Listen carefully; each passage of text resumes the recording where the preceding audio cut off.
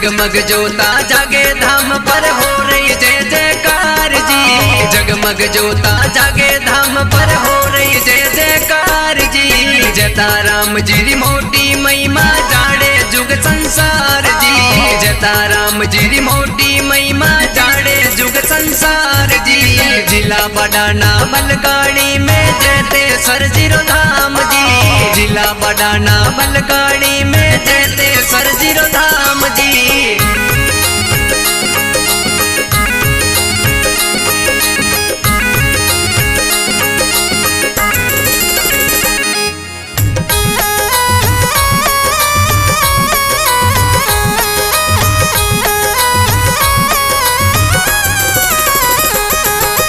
दूर देसारा आवे जात रूजता राम जी रे धाम जी।